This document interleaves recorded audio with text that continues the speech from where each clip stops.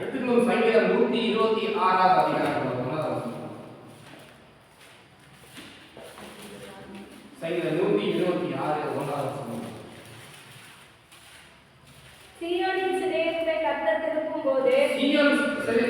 திருப்பும்போது சொப்பனம் காண்கிறவர்கள் போல் இருந்தோம். சீயோன் சிறையிருப்பை கர்த்தர் திருப்பும்போது அப்ப சிறையிருப்பன என்ன? சிறையிருப்பன என்ன? கஷ்டம். சிறையிருப்பு சிறப்புஷ்டம் சொல்றோம்ல, ஒருத்தர் அப்படியே சுத்தி வளைச்சி எங்கேயும் நாலு பக்கம் போக முடியாத நிலைக்கு சுத்தி வளைச்சி அவன் வெளியே போக முடியாதுக்கு அப்படியே பிடிச்சு போயிடுது இல்லையா? அடுத்து கையில் காலி சங்கிலை கட்டி வெளியே போகாத நிலைக்கு நாலு பக்கத்துல அடைச்சி வைக்கிறது, அது ஒரு சிறையிருப்பு இல்லையா? வீட்டு அறையில் போட்டு வெளியே எங்கேயும் பார்க்காத படிக்கு வச்சதையும் பார்க்கக்கூடாத படிக்கு அப்படிப்பட்ட காரியங்களை செய்வது சரி. இப்படிப்பட்ட ஒவ்வொரு சிறையிருப்புகள் இருக்கிறது இல்லையா? ஆனால் இந்த சிறையிருப்பு மிகவும் மோசமானது. எந்த சிறையிருப்பு இருந்தாலும் சரி, அந்த சிறையிருப்பு மிகவும் மோசமானது. ஏன்னா அது இதயத்தை என்ன பண்ண சோர்வு பண்ண வைக்கும், இதயத்தை சோர்வு உண்டாக்கும். ஆமா, தன்னைத்தானே வெறுத்து வைக்கும். இந்த வாழ்க்கை வாழ்வதை விட செத்து போயிலான்னு யோசிக்க வைக்கும் இந்த சிறையிருப்பு. இப்படிப்பட்ட சிறையிருப்பு தான் கர்த்தர் சொல்கிறார், சிறையிருப்பை திருப்பும் போது. ஒரு மனிதனுடைய வாழ்க்கையில சிறையிருப்பை திருப்பும் போது என்ன நடக்கும்? எப்படி கர்த்தர் சிறையிருப்பை திருப்ப போகிறார்? ஹல்லேலூயா. நாகம் 1ஆம் அதிகாரம் 13வது வசனம். சிறையிருப்பு இருக்குன்னு பார்த்தா அதிகமா குழம்பிட்டே இருக்காங்க. நான் உன் மேல் இருக்கிற அவன் முகத்தை முடித்தேன், உன் கட்டுகளை அறுப்பேன். உன் கட்டுகளை அறுப்பேன். சிறையிருப்பு இருக்கிறவங்க அப்படின்னா ஜாலி உருவாக்கிருப்பாங்களா? என்ன வச்சிருப்பாங்க? கட்டி வச்சிருப்பாங்க. அதான் சொல்ற, நான் உன் முகங்களை முடித்து உன் கட்டுகளை அறுப்பேன், உன் சிறையிருப்புகளை அறுத்து கொள்வேன் என்று அவர் சொல்லுகிறார். நம்முடைய வாழ்க்கையில எதுவானாலும் சரி, கர்த்தர் அதை எல்லாவற்றையும் பார்த்துக் கொள்ள வல்லவராய் இருக்கிறார். அல்லேலூயா. சங்கீதம் 147 3வது வசனம். சங்கீதம் 147 3வது வசனம். இருதயம் நொறுங்குண்டவர்களை குணமாக்குகிறார், அவர்களுடைய காயங்களை கட்டுகிறார். சிறையிருப்புனால இருதயம் எப்படி இருக்குது? அப்படியே நொறுங்கி போய் இருக்குது. அதனால இருதயத்துல காயத்தை கூட என்ன ஆண்டவர் கட்ட வல்லவராய் இருக்கிறார். அல்லேலூயா. இந்த சிறையிருப்பின் நாட்களே உங்களுக்கு எல்லா காயங்களையும் கட்ட போகிறார். அல்லேலூயா. எப்படிப்பட்ட பிரச்சனை வந்து சிறையிருப்பு இருந்தாலும் சரி, எந்த காயமாக இருந்தாலும் அந்த காயங்களை கட்ட வல்லவராய் இருக்கிறார். அல்லேலூயா. உபாகம் 30ஆம் அதிகாரம் 3வது வசனம்.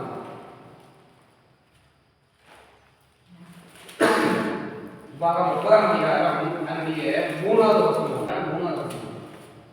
உன் தேவனாகிய கர்த்தர் உன் சிறையிருப்பை திருப்பி உனக்கு இரண்டி, உன் தேவனாகிய கர்த்தர் உன்னை சிதறடித்த எல்லா ஜனங்களிடத்திலும் இருக்கிற உன்னை திரும்ப சேர்த்துக் கொள்வார். ஆமென். ஹல்லேலூயா. சிறையிருப்பை திருப்பும்போது அவர் நமக்கு இறங்கி எல்லாத்தையும் திரும்ப சேர்த்துக் கொள்ள வல்லவராய் இருக்கிறார். எரேமியா 30ஆம் அதிகாரம் 18 19 வசனம். எரேமியா 30ஆம் அதிகாரம் 18 19. கர்த்தர் சொல்லுகிறது என்னவென்றால், நான் யாக்கோபின் கூடாரங்களின் சிறையிருப்பை திருப்பி அவன் வாசஸ்தலங்களுக்கு இரக்கம் செய்வேன். நகரம் தன் மண்மேட்டின் மேல் கட்டப்பட்டு அரண்மனை முன்போல நிலைப்படும். அவைகளில் இருந்து ஸ்தோத்திரமும் ஆடல் பாடலின் சத்தமும் புறப்படும். அவர்களை வர்த்திக்க பண்ணுவேன், அவர்கள் குறுகி போவதில்லை. அவர்களை மகிமைப்படுத்துவேன், அவர்கள் சிறுமைப்படுவதில்லை. கர்த்தர் தம்முடைய ஜனங்களுடைய சிறையிருப்பை திருப்பும் போது சிறையிருப்புக்கு முன்னாடி எப்படி இருந்தார்களோ அப்படி கர்த்தர் எல்லாத்தையும் கொண்டு வருவார். அவர் சிறுமைப்படுவதில்லை, அவர் குறுகி போவதில்லை, கட்டப்பட்டு போவதில்லை. அவர் அரண்மனை முன் போல கட்டப்படும். அது என்ன வரும்? ஆடல் சத்தம் சோத்திரங்கள் வரும். சோத்திரம் வருதா? காலை எழுந்திரிச்சு என்னது என்ன பண்ண போறேன், இன்னைக்கு என்ன பண்ண போறேன், இன்னைக்கு என்ன செய்ய போறேன், இந்த குழம்பு தான் இருக்குது. ஆனா பாருங்க, சிறையிருப்பை திருப்பின உடனே இப்படிப்பட்ட காரியங்களை கர்த்தர் செய்கிறார். ஆலையில் பாலியல் சத்தம் கேட்கப்படுகிறது, சோதனை எழுதப்படுகிறது, சிறுமிப்படுவதில்லை, வெட்கப்படுவதில்லை, எல்லாவற்றையும் கர்த்தர் சிறையில் கர்த்தர் மாற்றுகிறார். இல்லையா? ஆமா, கர்த்தருமா வர்த்திக்க பண்ணுகிறார். சிறையில் இருக்கும்போது எதுவுமே செய்ய முடியாது. செப்பனியா 3ஆம் அதிகாரம் 20ஆம் வசனம். செப்பனியா 3ஆம் அதிகாரம் 20ஆம் வசனம்.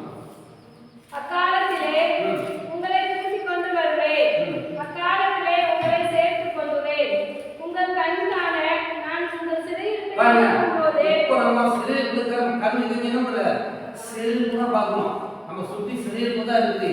ஆனால் கர்த்தர் சொல்கிறார், கண் காண நான் உங்கள் சிறையிருப்பை திருப்பும்போது பூமியில் உள்ள சகல ஜனங்களுக்குள்ள நான் உங்களை கீர்த்தியும் புகழ்ச்சியுமாக வைப்பேன் என்று கர்த்தர் சொல்லுகிறார். ஆமென். இல்லையா? இப்போ ஜனங்களுக்கு முன்பாக நம்ம எப்படி இருக்கணும்? நீதியான பேச்சுகள் வார்த்தைகள் புரியும். ஆனால் நம்முடைய சிறையிருப்பான கண்கள் பார்க்கிறது அதே கண்கள் காண முடியாத அந்த சிறையிற்கு திருப்பி அந்த ஜனங்களுக்கு முன்பாக கர்த்தர் கீர்த்தி புகழ்ச்சியுமாக கர்த்தர் வைத்துக் கொள்கிறார். இல்லையா? ஆமென். எரேமியா 30ஆம் அதிகாரம் 3ஆவது வசனம். எரேமியா 30ஆம் அதிகாரம் 3ஆவது வசனம். இதோ நாட்கள் வரும் என்று கர்த்தர் சொல்லுகிறார். அப்படிப்பட்ட சிறைப்பட்ட நாட்களில் இருந்து நம்ம துக்கப்பட்டு நம்ம எல்லா நாட்களில் இருந்து கர்த்தர் அந்த நாட்கள் வந்திருக்கிறது, அந்த நாட்கள் வருகிறது. அப்பொழுது நான் இஸ்ரவேலும் யூதாவும் ஆகிய என் ஜனத்தினுடைய சிறையிருப்பை திருப்பி நான் அவர்கள் பிதாக்களுக்கு கொடுத்த தேசத்துக்கு அவர்களை திரும்பி வரப்பண்ணுவேன். ஆமென். அந்த சிறையிருப்பு திருப்பற நாட்கள் இதுவே. ஹல்லேலூயா. சங்கீதம் 53ஆம் அதிகாரம் 6ஆவது வசனம். சங்கீதம் 53ஆம் அதிகாரம் 6ஆவது வசனம். நீதிமான்கள் அதைக் கண்டு பயந்து அவனை பார்த்து நகைத்து சீயோனிலிருந்து இஸ்ரவேலுக்கு ரட்சிப்பு வருவதாக. தேவன் தம்முடைய ஜனத்தின் சிறையிருப்பை திருப்பும்போது யாக்கோபுக்கு களிப்பும் இஸ்ரவேலுக்கு மகிழ்ச்சியும் உண்டாகும். பாருங்க, ஒரு மனுஷன் சிறையிருப்பிலிருந்து வெளியே வரணும் எப்படி இருக்கும்? சந்தோஷமா மகிழ்ச்சியா இருக்கும். உங்களுக்கு ஏதோ ஒரு குற்றத்துக்காக அவன் சிறைச்சாலை ஜெயிலில் கொண்டு போடுறாங்க. அவன் 2 வருஷமோ 3 வருஷமோ 4 வருஷமோ. ஆனால் அதுக்கப்புறம் அவன் விடுதலை ஆகி அந்த சிறைச்சாலை விட்டு வெளியே வரும்போது அவனுக்கு எப்படி இருக்கும்? இத்தனை நாள் எப்படி இருந்தோம்? சிறைச்சாலையில் இருந்தோம், இத்தனை நாள் இருந்தோம், கைதியா இருந்தோம், யாரும் பார்க்கணும், உள்ள என்ன ஆட்களா இருந்தோம், அடிமையா இருந்தோம். ஆனால் இப்போ அந்த சிறைச்சாலை விட்டு வெளியே வரும்போது எப்படி இருக்குது? சந்தோஷமும் களிப்பு மகிழ்ச்சி. ஏன்? இதனால விடுதலை ஆனதுனால அவன் சந்தோஷமும் களிப்பு மகிழ்ச்சியாக இருக்கிறது. இல்லையா? இப்படித்தான் ஒரு பெண் வாழ்வுமாக அவளது காலில் விலங்க மாட்டி, கையில விலங்க மாட்டி, சங்கியை கட்டி ஏழுவதற்காக இடத்துல கொண்டு வந்தார். அந்த பெண் ரொம்ப பயந்து சுவாமிகள், அவன் ரொம்ப பூச்சப்பாங்க, என்னடா பண்ணு மாற்றி கொண்டிருந்தாங்க. அந்த பெண் பார்த்தீங்கன்னா யார் நம்மை இந்த சிறையிலிருந்து விடுதலை செய்வார் என்று இயங்கிக் கொண்டிருந்தார். யார் நம்மை விடுதலை செய்வாங்க? அந்த மனுஷன் ஏழை போகும்போது எல்லா அந்த பெண்களை வாங்குவதற்காக எனக்கு அதுக்காக வந்தான். அப்போ கூட அந்த பெண்ணுக்கு என்ன பயம்? ஏன்? ஏழம் இருக்கிறேன் தவிர யாரும் சிறையிலிருந்து விடுதலை செய்ய முடியாது. அந்த ஏழம் இருக்கிற மனைவிக்கு கூட்டிட்டு போய் அடிதான் எடுத்துக் கொள்வான் அந்த பெண்ணை. அவளுக்கு அது ஒரு பயம். ஏழை விடுப்பாரு, ஆனால் விடுதலை செய்ய முடியாது. சிறையிலிருந்து விடுதலை செய்ய முடியாது. யார் என்ன விடுதலை செய்ய ஏங்கிக் கொண்டிருந்தார். அப்போ அந்த வழியாக போயிட்டு இருக்கிறதான ஒரு மனிதன் அந்த பெண்ணை பார்த்து, இப்படியாக பயந்து கொண்டிருந்த மகளை பார்த்து, இந்த பெண் இப்படி இருக்கிறாளே, இந்த மகள் என்ன செய்யும் என்று அவன் என்ன பண்ணா, ஏலத்தை அவனும் போய் அந்த பெண்ணை ஏலம் கூறுவான். எல்லாம் கூறுற ஏலத்தை விட அதிகமாக என்னன்னா அந்த பெண்ணை ஏலம் கூறி அந்த பெண்ணை வாங்கி விட்டான். அந்த பெண்ணுக்கு ஒரே கோபம், ஒரே எரிச்சல். யார் மேல? ஏன் எடுத்தவங்க மேல. ஆனா இவன் எதுவுமே பேசல. இந்த பெண்ணை கூட்டிட்டு போறான், அந்த பெண்ணு காலை உதிர்ந்து போறான். அவன் அப்படியே கூட என்ன பண்ணா, தொடச்சி கொண்டு அந்த பட்டணத்துல போய் இவனுக்கு முன்னோட பேர்ல அந்த பெண்ணை எழுதி கொண்டு பட்டத்தை வாங்கி கொண்டு வெளியே வரான். பின்னாடி போறான். அந்த பெண் வாங்கிச்சுல சிறிது நேரம் அந்த புக்கு போனதுக்கு அப்புறம் அந்த பெண்ணை பார்த்து கை விளையாட கருதி விட்டு அந்த பட்டத்தை கொடுக்குறான். இதோ நான் உன்னை விலைக்கிரியமாய் வாங்கினேன், நீ எனக்கு சொந்தம், நான் உன்னை விடுதலை செய்கிறேன். நான் உன்னை விடுதலை செய்கிறேன். அந்த பட்டத்தில் ஏற்படுத்த யாருக்கு அடிமை இல்லை, நான் விடுதலை செய்த பட்டத்தை எழுதி திருப்பி பட்டத்தை அந்த பெண்ணெடுத்தே கொடுக்குறாங்க. அந்த பெண் கையில் விலங்கள் சிறை கட்டப்பட்டது, கால விலங்குகள் கட்டப்பட்டது. இப்போ எல்லாரும் மாதிரி அவர் சுதந்திர பெண். யார் அவள் போய் விலைக்கு வந்து எவ்வளோ முடியுங்கன்னா அவர் சுதந்திரத்தை பெற்றுக் கொண்டார். பத்தரை கையில் வைக்கிறது பாருங்க. சிறையிலுக்கு திரும்பும்போது அவளுக்கு அப்படியே மகிழ்ச்சி தாங்க முடியல. ஏலத்தை எடுத்த உடனே அவன் அப்படியே கோபம் வச்சு குப்பி பார்த்து அப்படியே அவளையே கடிச்சு கொள்ளாம இருந்தாவோ, இவங்களை இப்படி சிறையிலிருந்து விடுதலை செஞ்ச உடனே அவளுக்கு ஆனந்த கண்ணீர். என்னையும் ஒருவர் வந்து இந்த மாதிரி விடுதலை செய்ய முடியுமான்னு சொல்லி அவ வந்து அவருடைய கால வாழ்க்கையை உடனாங்களுக்கு அடிமையாக இருந்து ஒரு வேலை செய்யறன்னு சொல்லி அவங்க கண்ணே திரும்பி போனாங்க இல்லையா? கோபமா எச்சலா போனவ இப்போ பாசத்தோட அன்போட அவளுக்கு என்ன செய்யற புள்ளிங் செய்யறதுக்காக பின்னாடி போயிருக்காங்க இல்லையா? தேவதான் நம்மளை விலைக்கிரியமாய்ப்படுத்தி சாத்தான் தூண்டு நம்மளை சிறைச்சாலையில் இருந்த சாத்தான் தூண்டு நம்மளை விலைக்கிரியமாய்ப்படுத்தி நம்மளை வாங்கி, இதோ நான் உன்னை வாங்கி வைத்தேன், நீ எனக்கு சுதந்திரம், நான் உன்னை விடுதலை செய்கிறேன், நீ யாருக்கும் அடிமை இல்லை, நீ யாருக்கும் சிறைப்பட்டு போவதில்லை என்று கர்த்தர் விடுதலை செய்தார் இல்லையா? சாத்தான எல்லாம் கட்டி வச்சு அவன் ஆடு அதை அடிக்கிறதும் கூண்டில் ஒன்று இது பண்ணுறதும் பதைக்கிறதும் யாரே முடியல. இப்படிப்பட்ட அவருடைய எல்லா சித்திலும் கர்த்தர் பார்த்தார், விலைக்குரியமாய் கொடுத்தார். இந்த மனு ஆத்மா என்ன விலை? தன் ரத்தத்தை கொடுத்தார் சிலுவைக்கு. நம்முடைய ஆத்மாவுக்கு விளையாடுற ஆத்மாவுக்கு விலையே இல்லை, ஒரே விலை இயேசுவின் ரத்தம். அந்த ரத்தத்தை கொடுத்தார், விலைக்கிரியமாக நம்ம வாங்கிட்டார்.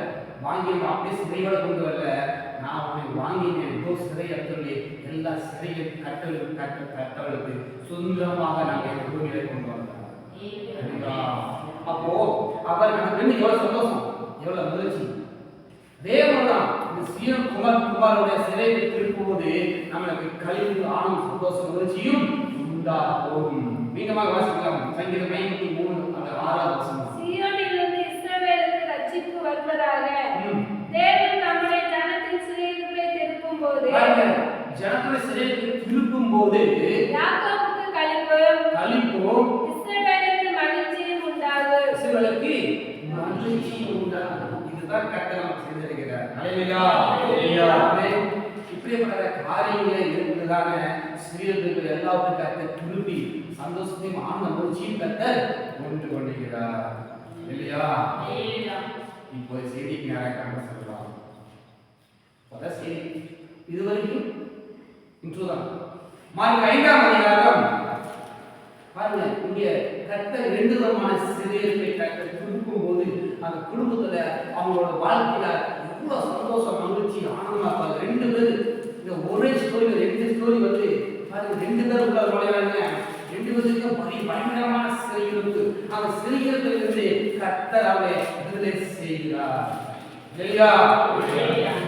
மார்க் 5ஆம் அதிகாரம் அந்த 22, 23, 24 வசனத்தை வாசிக்கலாம். அப்பொழுது ஜெபஆலய தலைவரில் ஒருவனாகிய யபீரு என்பவன் வந்து அவனை கண்டவுடனே அவர் பாதத்திலே விழுந்து, என் குமாரத்தி மரண அவஸ்தைப்படுகிறாள், அவள் ஆரோக்கியம் அடையும்படிக்கு நீர் வந்து அவள் மேல் உமது கைகளை வையும், அப்பொழுது பிழைப்பாள் என்று அவனை மிகவும் வேண்டிக் கொண்டான். அவள் ஒரே பெண், 12 வயது, அவள் மரண அவஸ்தைப்படுகிறார்.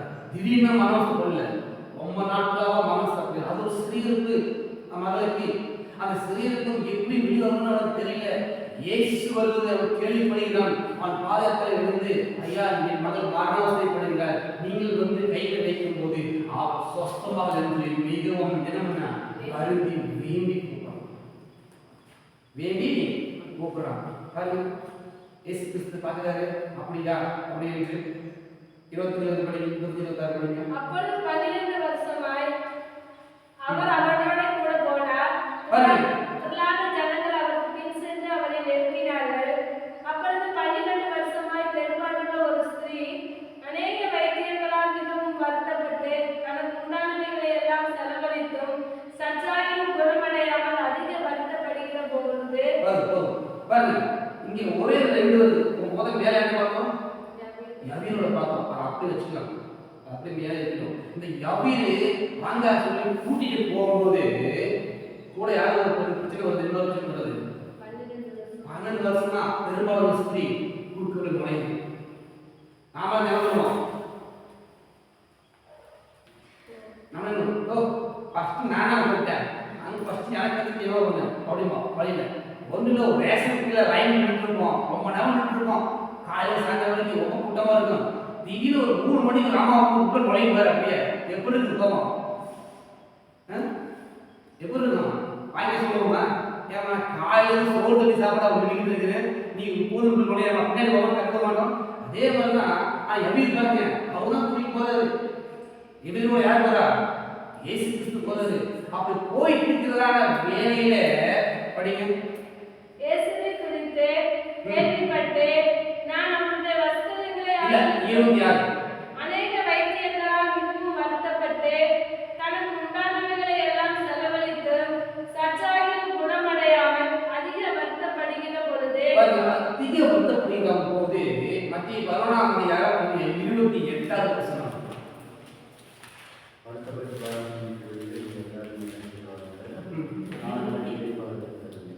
பாருங்க, வருத்தப்பட்டு பார சுமக்கிறவங்க என்னிடத்தில் எல்லா இடத்துல வாங்க, நான் எழுதுகிறேன். இந்த வசனத்தை வருத்தப்படுகிற போது அப்படி வருத்தப்பட்டு பாரம் சிறப்பு அப்படி சூழ்ந்திருக்கிற போதுதான் இயேசுவை குறித்து எழுதுகிறார், அவர் கேள்விப்படுகிறார் இல்லையா? இப்ப 27 பார்க்கலாம். இயேசுவை குறித்து கேள்விப்பட்டு நான் அவருடைய வஸ்திரங்களை ஆகிலும் தொட்டால் சொஸ்தமாவேன் என்று சொல்லி ஜனக்கூட்டத்துக்குள்ளே அவருக்கு பின்னாக வந்து அவருடைய வஸ்திரத்தை தொட்டார். உடனே அவருடைய உதரத்தில் ஊழல் நின்று போயிற்று. பாருங்க, அவன் வஸ்திரத்தோட காரணம் என்ன? நேரே போய் ஆண்டாலும் பிரச்சனை அப்படின்னு சொல்லி அவ வந்து ஜபம் கேட்டுக்கிறாங்க. ஏன் வஸ்திரம் சொல்லணும்? ஏன்னா அவளுக்கு வெளியே சொல்ல முடியாத என்ன சொன்னாங்க, வெளியே சொல்ல முடியாது. சொல்ல முடியாதனால எப்படி போய் ஒரு ஆண்களுக்கு எப்படி போய் அப்படி சொல்ல முடியும்? அநேக ஆண்கள் இருக்கிறாங்க எப்படி சொல்ல முடியும் சொல்லி தன் வஸ்திரத்தை பின்னணுமா போய் தொடுகிறார் இல்லையா? வஸ்திரத்தை போய் தொடுகிறார். படி. உடனே அவருடைய உதரத்தில் ஊழல் நின்று போயிற்று. அந்த வேதனை நீங்கி ஆரோக்கியம் அடைந்ததை அவர் தன் சரீரத்தில் உணர்ந்தார். உடனே இயேசு தம்மிலிருந்து வல்லமை புறப்பட்டதை நமக்குள் அறிந்து ஜனக்கூட்டத்துக்குள்ளே திரும்பி என் வஸ்திரங்களை தொட்டது யார் என்று கேட்டார். அவருடைய சீசர்கள் அவரை நோக்கி, திரளான ஜனங்கள் உம்மை நெருங்கிக் கொண்டிருக்கிறதை நீர் கண்டும் என்னை தொட்டது யார் என்று கேட்கிறீர்கள் என்றார்கள். வஸ்திரத்தை தொட்ட உடனே இயேசுக்கு என்ன வச்சு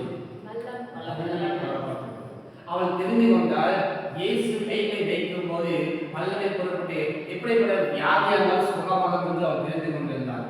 இயேசு கை வைக்கும் போது வல்லமை புறப்பட்டிருந்தார். இயேசு போட்டிருந்த வஸ்திரமும் வல்லமையாக இருந்துச்சு. அவள் அறிந்து கொண்டார் இல்லையா? இயேசு கை வச்ச மாத்திரம் இல்லை, இயேசு போட்டு வஸ்திரமும் வல்லமைதான். அதை தொட்டவள் நான் விடுவங்க சுகமாகுவேன். ரகசியமாக யாருக்கும் சொல்லாம நான் அப்படியே சுகமாக அப்படியே கோயிலும் நினைச்சுதான் அவன் வேணும்னா ஆனால் வல்லமை போடப்பட்டது. அவள் என்ன அறிந்து இயேசுவை மாட்டி கொண்டார் இல்லையா? ஆமா, இயேசு கேட்கிறார், யார் என்னை தொட்டது? யார் என்னை தொட்டது? எத்தனை ஜனங்கள் எத்தனையோ கூட்டப்படமாக அவங்களோட மோதிக்கொண்டு வஸ்திரத்தை இழுத்து கொண்டு போயிருப்பாங்க. சில பிள்ளைங்கள்லாம் கொஞ்சம் போயிருக்கோம் வஸ்திரத்தை, சில புஷ்டே போவாங்க. ஆனா அவளெல்லாம் திரும்பி பார்க்காத இயேசு கிறிஸ்து இவள் தொட்ட உடனே இவள் திரும்பி பார்க்கிறார், யார் என்னை தொட்டது? என்னிடத்திலிருந்து வல்லமை புறப்பட்டது. சொல்றாங்க, இவ்வளவு திரளான கூட்டம் இருக்கும் போது எனக்கு யார் தொட்டது நீங்க கேட்கிறீங்களே? இல்ல இல்ல, என்னை ஒரு தொட்டது உண்டு இல்லையா? என்னை தொட்ட உண்டு. அவர் பார்க்கிற திரும்பி பார்க்கிற தொட்ட யார் பார்க்கிற தெரிஞ்சிருச்சு, ஒரு ஸ்திரீ தான் என்னை தொட்டது. அவள் பயந்து நடுங்கி வருகிறார். 32-33 வசனம். இதை செய்தவரை காணும்படிக்கு அவர் சுற்றிலும் பார்த்தார். தன்னிடத்திலே சம்பவித்ததை அறிந்த அந்த ஸ்திரீயானவள் பயந்து நடுங்கி அவர் முன்பாக வந்து விழுந்து உண்மையை எல்லாம் அவருக்கு சொன்னார். பாருங்க, அதுக்கப்புறம் என்ன இல்லை, மறைக்க முடியல. யாராக சுகமாயிடுச்சு, சுகமாட்டா. அதுக்கப்புறம் என்ன, ஆண்டவரே இந்த பிரச்சனையினாலதான் வெளியே சொல்ல முடியாது, உங்களுக்கு தைரியமாக எனக்கு ஜெபம் பண்ணுங்க, சுகமாக சொல்ல முடியாதனால உன்னோட வஸ்திரத்தை வல்லமை முன்னிட்டு கண்டு நான் உன்னோட வஸ்திரத்தை தொட்டு அதை நான் போதே சுகமானேன் அப்படிங்கிறது இல்லையா? சுகமானேன். 34 அவர் அவளை பார்த்து, மகளே, உன் விசுவாசம் உன்னை ரட்சித்தது, நீ சமாதானத்தோட போய் உன் வேதனை நீங்கி சுகமாயிரு என்றார். சமாதானத்தோட போ, உன் வேதனை நீங்கி சுகமாயிரு என்று கர்த்தர் ஆசீர்வதித்தார். காரணம் என்ன? உன் விசுவாசம் உன்னை ரட்சித்தது இல்லையா? விசுவாசத்தோட வஸ்திரத்தோட வல்லமை இருக்கிறது. அந்த விசுவாசத்தோட நீ தொட்டீங்க, அந்த விசுவாசம் தான் உன்னை ரட்சித்தது இல்லையா? வேற ஒன்றும் இல்லை. நீ எனக்கு ஜோமனு நான் சுகமாக அப்படி சொல்லுவல்ல, அப்படி சொல்லுவதா கூட எனக்கு இல்லை. ஆனா விசுவாசத்து தன் வஸ்திரத்தை தொட்டும் போது வல்லமை புறப்பட்டது. அந்த விசுவாசத்தினாலே அவள் சுகமானால் ரட்சிக்கப்பட்டார் இல்லையா? வேலை நீங்கி சுகமா சமாதானத்தோட போங்க. அப்போ சமாதானம் அவளுக்கு இல்லை. 12 வருஷம் இந்த சிறியருக்குள்ள இருந்திருக்கிறான்.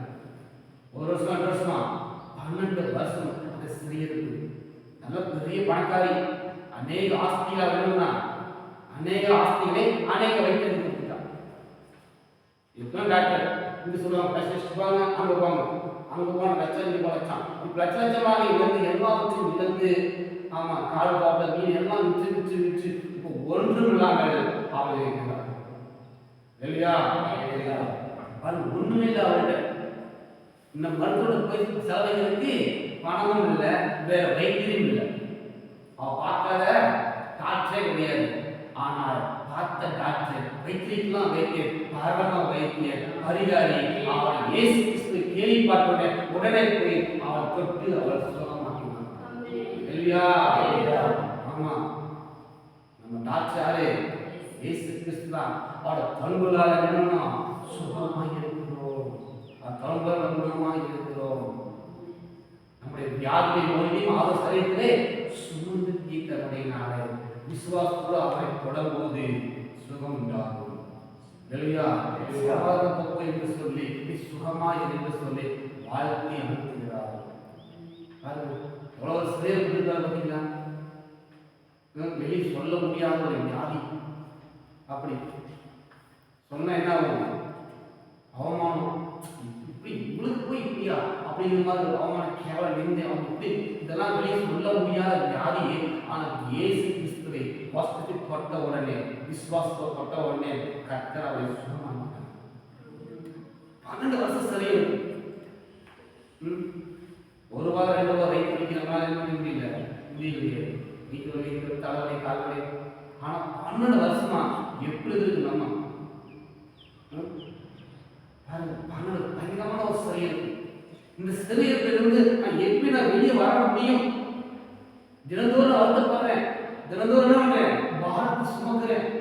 இந்த பாரத்தை எப்படி இறக்கி வைப்பேன்? வருத்தப்பட்டே இருக்கிறேன். இந்த சரீரத்தை பத்தி புலம்புவாள், புலம்பிக்கொண்டு இருப்பாள். தண்ணி வெறுத்துருப்பா. நானும் ஒரு ஆள் பொம்பையா, எனக்கு போய் தண்ணி கொண்டிருப்பா, வெறுத்திருப்பா. 2வது என்ன இருப்பா? பேசாம உயிரை மாற்றிக்கலாமா, சூசைட் பண்ணிக்கலாமா, செத்துலாமா அப்படின்னு கூட அவங்க யோசனை வந்து இருக்கும். பாருங்க, அப்படியே வாழ்க்கையே அப்படியே கசக்கி புரிஞ்ச மாதிரி ஒரு சிறை இருக்கு. இந்த சிறையிற்கு இயேசு கிறிஸ்து வல்லமையினாலே திருப்பினார். இப்படி திருப்பும் போது அவளுக்கு களிப்பும் சந்தோஷம் வந்தது இல்லையா? சங்கீதம் 126ஆம் அதிகாரம் 1ஆம் வசனம்.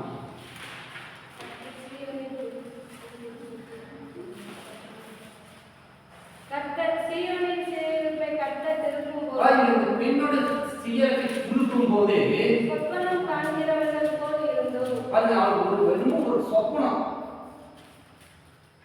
காணும்போது என்னாச்சு? நினைச்சிட்டாங்க. எப்படி நடந்தா தள்ளிய சிறைக்கு திருப்பும் போது அப்படியே ஒரு நிமிஷத்துல நானா எனக்கு நடந்ததான் அப்படிங்கிற மாதிரி உங்களுக்கு எண்ணம். சொப்பனம் காணும் போல சிறைக்கு திருப்பும் போது அதில் இருக்கிற மகிழ்ச்சி, சந்தோஷம், ஆர்ப்பரிக்கும் பயங்கரமாக இருக்கும் இல்லையா? அத்தனை கட்டில் அவளுக்கு 12 வருஷம் கட்டு.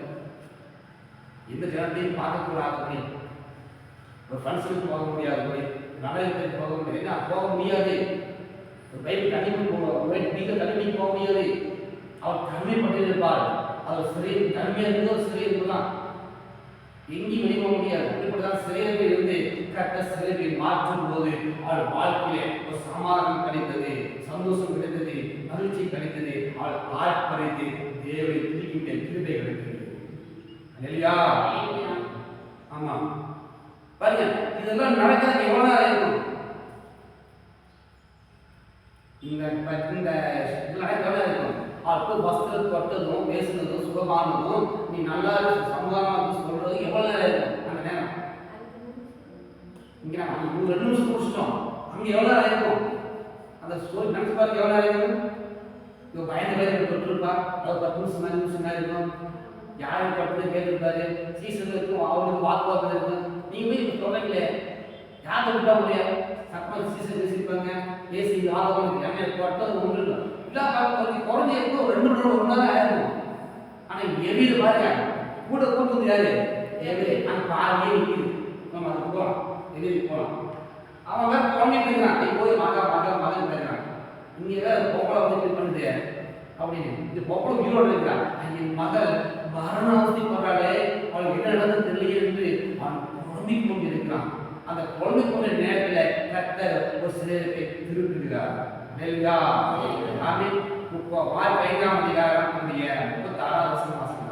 அவர்கள் சொன்ன வார்த்தையை இயேசு கேட்டவுடனே ஜெப ஆலய தலைவரை நோக்கி, பயப்படாதே, விசுவாசம் உள்ளவனாய் இரு என்று சொல்லி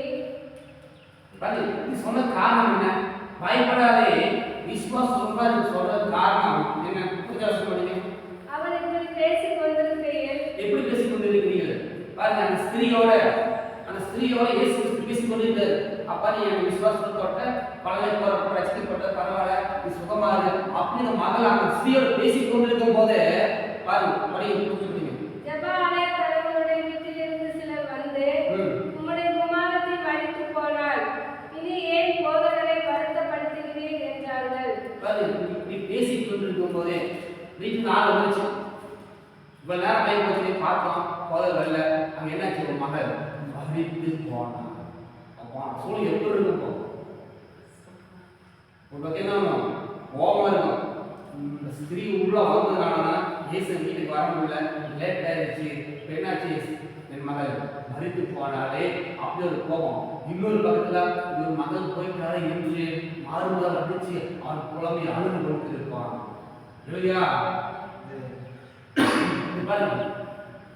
அவன் வேலை சொல்றானே, மகள் செத்து போயிட்டா, நீ ஏன் போதகரை வந்து அங்க வர வச்சு அவன் ஏன் கஷ்டப்படுத்துற? செத்து போனதா வந்து என்ன பண்ண முடியும்? செத்து போயிடுச்சு, நீ இயேசு கிறிஸ்து வந்து என்ன பண்ண முடியும்? இல்லையா? அவன் இல்லாதவனை உயிர்ப்புப்படுத்த ஆமென். உயிரோடு மட்டும் இல்ல, மரித்து போனாலும் எழுப்புகிற வல்லமை உள்ள தேவன். அல்லேலூயா. வாழ்க்கையில மரித்து போன சூழ்நிலை எந்த சூழ்நிலை இருந்தாலும் சரி, அதை தட்டி எழுப்புகிறான வல்லமை உள்ளவர் அவர் இயேசு கிறிஸ்து. ஆமென். அல்லேலூயா.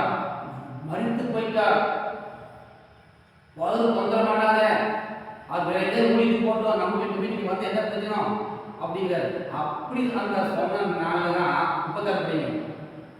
அவர்கள் சொன்ன வார்த்தையை இயேசு கேட்டவுடனே ஜெப ஆலய தலைவனை நோக்கி, பயப்படாதே, விசுவாசம் உள்ளவனாய் இரு என்று சொல்லி பேதுருவையும் யாக்கோபையும் யாக்கோபின் சகோதரன் யோவானையும் தவிர வேறொருவரையும் தம்மோடு வருகிறதுக்கு இடம் விடாமல் பாருங்க. அப்போ பாத்தீங்கன்னா அங்கே விசுவாசம் உள்ளவனாரு மகள் செத்து போட்டா சொன்ன உடனே அவனுக்கு என்ன சொல்லுவோம்? டோட்டலா சரி நீ முடிஞ்சு போச்சு, அடுத்த நடக்கவே கருத்து பார்ப்போம் அப்படின்னு நினைச்சுக்கணும். போதகரை அர்த்தப்பட்டவன சொன்ன உடனே சரி நீங்கள் இயேசு வந்து என்ன போகுது நடக்கவே காய்ச்சி பாருங்க அப்படின்னு தோண்டிருக்கணும். ஆனா இயேசு அப்படின்னு சொல்றாரு, விசுவாசம் உள்ளவனா இரு, பயப்படாத என்று கூட போனார். அல்லேலூயா. பாருங்க கர்த்தர் பார்த்து சொல்றாரு, பயப்படாதீங்க, விசுவாசம் உள்ளவனா இருங்க. உங்க வாழ்க்கையில வரக்கூடிய நன்மைகள் லேட் ஆகுதா? பயப்பட தேவையில்லை. விசுவாசமா இரு, பயப்படாத. அவன் இறங்கிட்டான செய்ய முடிய மாட்டான். ஆமே என்ன சொல்றாரு? வீட்டுக்கு வந்து மகளை கையை வை, அவர் என்ன என்னால ஆரோக்கியமாக சொல்லிதான் இயேசு வாக்கு கொண்டு வந்தாரு. அப்ப வான ஆண்டவர் கூட்டிட்டு போனவரே திரும்பி போவாரா? அவர் வார்த்தை செய்யாம திரும்பி போகவே போகாது. வான் சொன்னவரே பிடிக்காம போக மாட்டார். விசுவாசம் சொன்னாரு, அவர் சொல்லிட்டான செய்யாம இருக்க மாட்டார். லேட்டாகவே பயப்பட தேவையில்லை. வாழ்க்கை நாட்டில் லேட்டாகதா பயப்பட தேவையில்லை.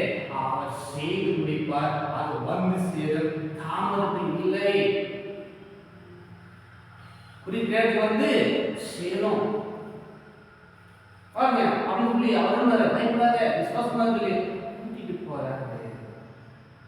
போறாரு. பாருங்க 31 படியும். பேதுருவை யாக்கோபையும் யாக்கோபின் சகோதரன் யோவானையும் தவிர வேறொருவரும் தம்மோடு கூட வருகிறதுக்கு இடப்படாமல் ஜெப ஆலய தலைவருடைய வீட்டிலே வந்து சந்ததியையும் மிகவும் அழுது புலம்புகிறதையும் கண்டு உள்ளே பிரவேசித்து, நீங்கள் சந்ததி பெண்ணை அழிகிறதென்ன? பிள்ளை மறிக்கவில்லை, இருக்கிறார் என்றார். அதற்காக அவரை பார்த்து நகைத்தார்கள். எல்லாரையும் அவர் வெளியே போக பண்ணி பிள்ளையின் தகப்பனையும் தாயையும் தம்மோட வந்தவர்களை மறைத்துக் கொண்டு பிள்ளையின் இடத்தில் பிரவேசித்து பிள்ளையின் கையை பிடித்து எல்லாம் உள்ள போறாங்க. உள்ள போனாங்க. என்ன பண்ணாங்க? அந்த பிள்ளை குறிச்சு மறித்துட்டே சண்டை பண்ணி அழுகுறது, புலம்புறது, இப்படிப்பட்ட காரியங்களை செய்கிறார்கள். இயேசுவர் புள்ள மறிக்கவில்லை, நித்திரையா இருக்கிறாங்க. அதற்காக என்னமா சிரிக்கிறாங்க. இப்படிதான் நம்ம வாழ்க்கையில நம்ம பார்த்தீங்கன்னா அநேகர் சிரிக்கிறது, நகைக்கிறது. ஏன் என்னாச்சு? நம்மளோட வாழ்க்கையில் எல்லா விஷயம் மறுத்து போன சொல்லி அவங்க பார்க்குறாங்க.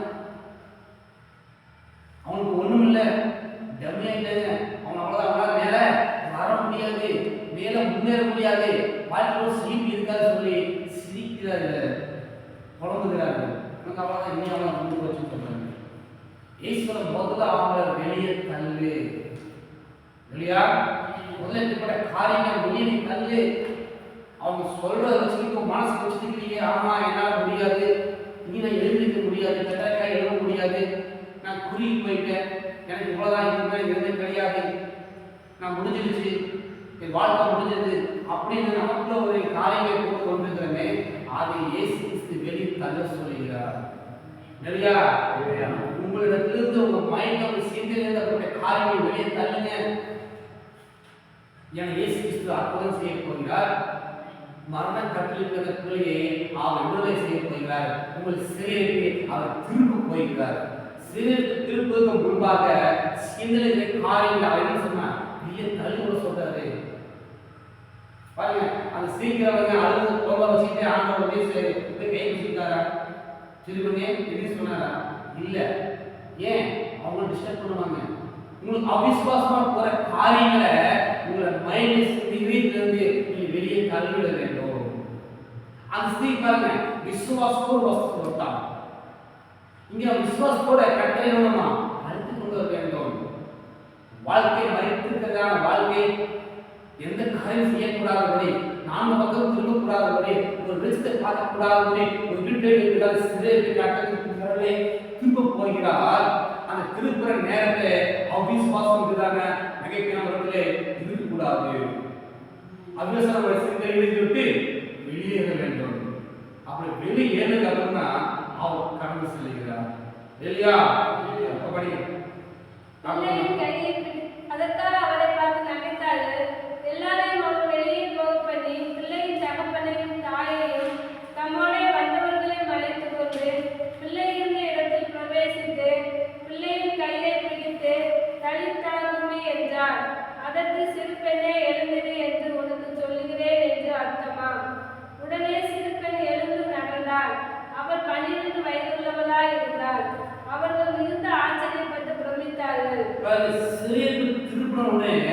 ஆச்சரியம், பிரமிப்பு, சந்தோஷம் இருந்துச்சு. இல்லையா? மகள் எத்தனை வருஷமா படுத்துட்டு தெரியல, அவள் மரணாவஸ்தை. ஆனா கடைசி நேரத்தில் கட்ட மகளுடைய மரண சிறைக்கு திருப்பின உடனே அந்த குடும்பத்துல எவ்வளவு சந்தோஷம், மகிழ்ச்சி பார்த்தீங்களா? துக்கம் கொண்டாடுகிற வீட்டுல சேர்த்து எல்லாரும் அந்த சந்ததியில் அந்த பிள்ளைக்காக குழந்தை அப்படிங்கிற நேரத்துல கட்ட மகளுடைய மரண சிறைக்கு திருப்பும் போது அதே குடும்பத்துல சந்தோஷமும், ஆமா, மகிழ்ச்சி, ஆரோக்கியம், ஆச்சரியப்படுறாங்க. என்ன ஆச்சரியம், இந்த மகள் எங்கேயோ வந்துட்டாலே, இந்த சரீரத்துக்கு திரும்பிடுச்சு, ஆச்சரியப்படுவாங்க. வாழ்க்கை சரீரத்தை இயேசு கிறிஸ்து திருப்பும் போது எல்லா ஜனங்களும் ஆச்சரியப்படுவார்கள். கண்கள் காண முடியாத சரீரத்தை திருப்புவா. இவங்க அவ்வளவுதான், ஒரு பேர் இருக்காரு, இவங்க ஒழுங்கு போயிருவாங்க, ஊர்ல இருக்க மாட்டாங்க அப்படின்னு கண் காண பேசிட்டு தானே எல்லா ஜனங்களும் இருப்பாங்க. ஒரு சரீரத்தை திருப்பும் போது அதே கண்கள் பார்த்து ஆச்சரியப்படும்.